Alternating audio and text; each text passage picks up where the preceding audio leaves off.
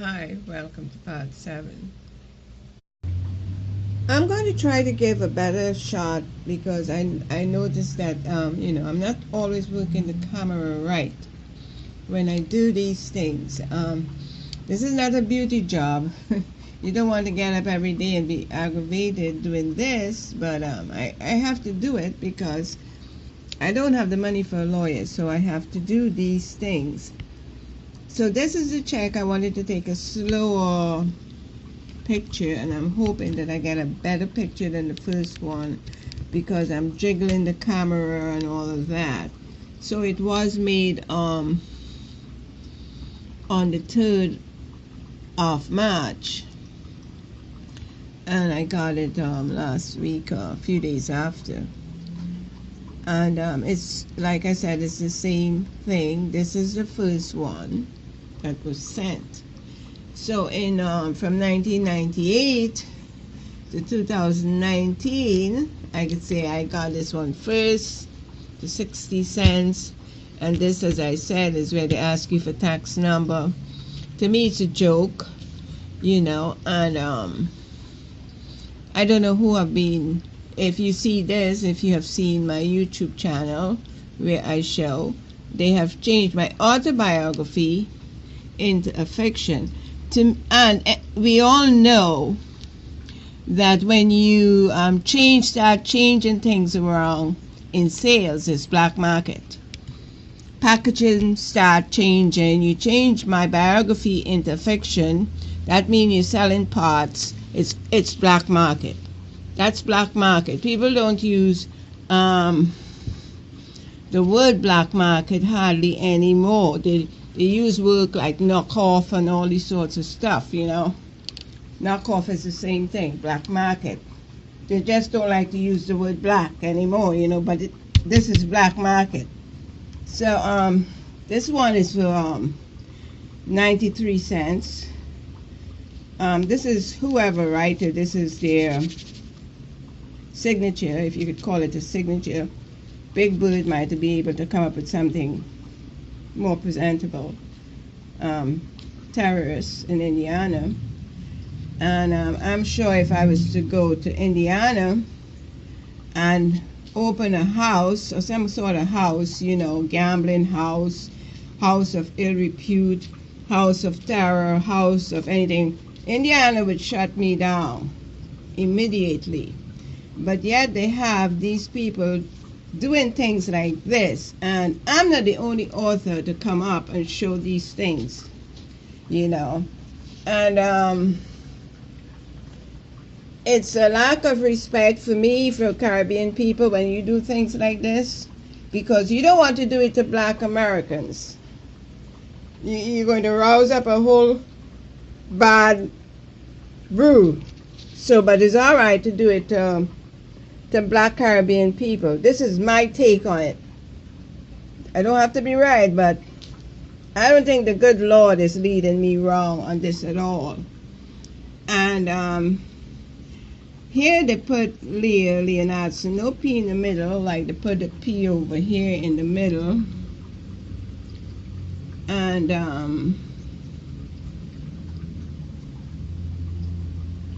it's a whole different kettle of different fish.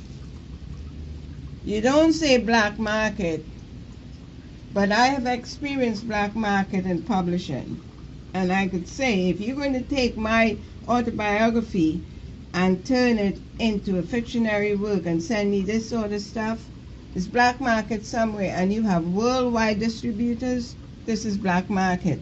I don't know what the hell is going on, but whatever is going on, I hope the Almighty living God give me the strength and courage to get my property back. 2 checks. I'm not going to waste time to go and change a check for 93 cents, but I do hope that I get a lawyer here to help me get my property entirely back. I don't want to face Auto House and say, give me my thing. No, that's not a clean cut. I want a clean cut, a lawyer making a clean cut for me. That's what I want, because this is criminology. You're making the lump sum and you're not keeping right books. That's I don't understand that. Then it seems to me that the only thing you were interested in is for me to put my money out there and no return for me. To me, that is a scam artist, and a scam artist, they don't want you to come after them. They want you to forget everything. After they get that money, you must get scared and forget them. Um, I want my money back. Well, I believe it's a disgust, it's a disgrace also that you spend money for your work. You spend money, you invested in your work because you were passionate about it, and it's a disgrace when somebody could steal your royalty and send you a check that say within that 60 cents is 24 cents for ebook. What is that? What are you really trying to do there? So for me, it become very personal at that point, very personal at that point. And you really disgust at that point because you spend money for your writing, you dedicate it to your work, you put it into their business hands. They are reaping the benefit. They're reaping everything. You get in nothing. That is slavery. That is slavery. That is like what, the cotton days or something like that? That is slavery. That is modern day slavery. I don't care what they say. That is slavery. I know slavery when I see it. I mean, I'm not getting no returns, and everything I'm giving. What is that? That is slavery. I am doing this video for a few reasons, and one of them is so that people will not buy this book.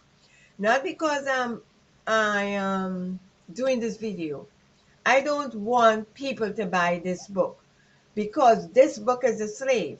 This book, My Book Squatter, is a slave. Please do not buy it. This video is not for you to go out and buy this book.